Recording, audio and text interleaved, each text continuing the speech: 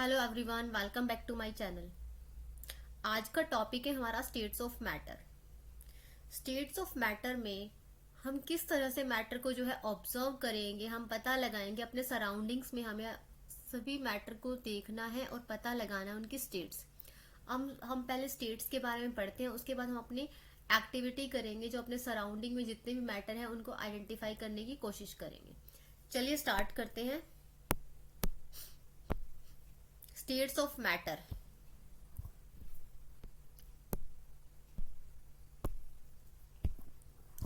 Observe different types of matter around you.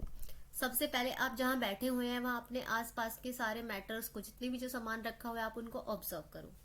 जब आप observe करेंगे what are its different states, इनकी कौन कौन सी अलग अलग स्टेट्स हो सकती है।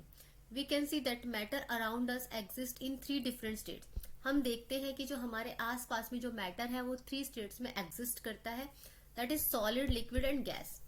These states of matter arise due to the variation in the characteristics of the particles of matter. अब आपसे क्वेश्चन आएगा कि जो मैटर की जो स्टेट्स हैं वो कैसे वैरी करती है, तो उसके पीछे क्या रीजन है कि इसमें जो स्टेट्स ऑफ मैटर हैं वो वैरी करती हैं, कि सॉलिड है, लिक्विड है या गैसेज है। तो वो किसके ऊपर डिपेंड करेगा? वो पार्टिकल की कैरेक्टरिस्टिक्स की, उसके पार्टिकल्स के नेचर पर करेगा कि वो टाइटली क्लोज्ड पार्टिकल है या लूज है या उनके बीच में जो है स्पेस ज्यादा है। तो वो डिपेंड करेगा पार्टिकल्स के नेचर पे। Now let us study about the properties of these 3 states in more detail. अब हम इन स्टेट्स के बारे में मोर डिटेल में पढ़ेंगे। सबसे पहले हमारे पास में जो टॉपिक आता है वो है सॉलिड स्टेट। अब सॉलिड स्टेट में पढ़ने से पहले हमने इसकी कुछ एक्टिविटी करनी है। आपको पेन लेना है, बुक, निडल और वुडन स्टिक लेनी है। अब आप क्या करोगे, इनकी जो आर्टिकल्स जो दिए हुए, जो चीजें दी हुई हैं, इनको अपनी नोटबुक में ड्रॉ करना है।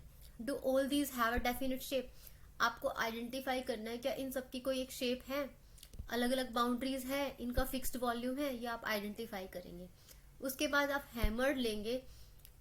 What happens if they are hammered, pulled और ड्रॉप्ड। अगर आप इनके ऊपर हैमर लगाते हो या इसको खींचते हो या गिराते हो तो क्या होता है। और these capable of diffusing to each other. क्या ये एक दूसरे के अंदर डिफ्यूज हो रही है, इंटरमिक्स हो पा रही हैं। Try compressing them by applying force. उसके बाद हम क्या करेंगे, उसमें फोर्स अप्लाई करेंगे। तो ये सारी एक्टिविटी हम उसके ऊपर करके देखेंगे और फिर उसके बाद देखते हैं क्या हमें रिजल्ट मिलता है। All above are example of solids. देखो ये सभी एग्जाम्पल किसके? सॉलिड्स के। We can observe that all these have a definite shape. हमने ऑब्जर्व किया हर किसी की अपनी शेप है, हर एक की बाउंड्री है और हर एक की वॉल्यूम है। That is have negligible compressibility. अगर आप उसको कंप्रेस करते हो तो वो ना के बराबर कंप्रेस हो रही है। ठीक है।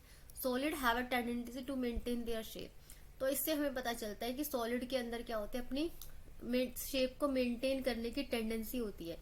मतलब अगर एक निडल है तो वो अपनी निडल की शेप में ही रहना चाहती है। हम उस पर जब ज्यादा फोर्स अप्लाई कर दें तभी वो अपनी शेप को चेंज करती है, अदरवाइज वो शेप को चेंज नहीं करेगी।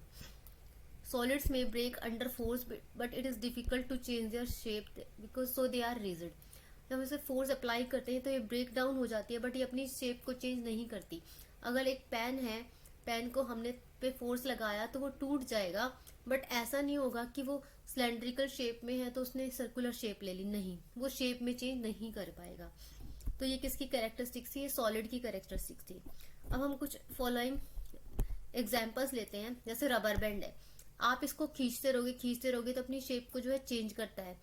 Is it solid? क्या ये सॉलिड है? What about sugar and salt? Sugar और सॉल्ट ये क्या है? When it kept in different jar these take the shape of the jar. जब आप जार में रखते हो, जैसे मान लो आपने एक जार के अंदर रखा, अगर वो बाउल था, बाउल में रखा तो बाउल की तरह शेप ले ली। आपने एक बॉक्स के अंदर रखा तो उसने बॉक्स की जैसी शेप ले ली। क्या ये सॉलिड है? What about a sponge? एक स्पंज होता है, अगर आप उसको क्या जब उसको कंप्रेस करते हो तो क्या वो जो सॉलिड है वो कंप्रेस नहीं हो पाएगा, होता है या नहीं होता? तो बताने क्या सॉलिड है। All above are solids as. ये सभी सॉलिड्स है। रबर बैंड जो है अपनी शेप को चेंज कर देता है, लेकिन कब? जब उसे फोर्स अप्लाई करते हैं। लेकिन वो दोबारा से क्या हो जाता है, अपनी उसी शेप में आ जाता है। जब उसमें से हम एक रबर बैंड को खींचोगे, खींचने के बाद वो दोबारा से अपनी पुराने वाली शेप ले लेता है। When the force is removed, if excessive force is applied it breaks। लेकिन ज्यादा फोर्स लग गया तो ये क्या हो जाएगा? ब्रेक हो जाएगा।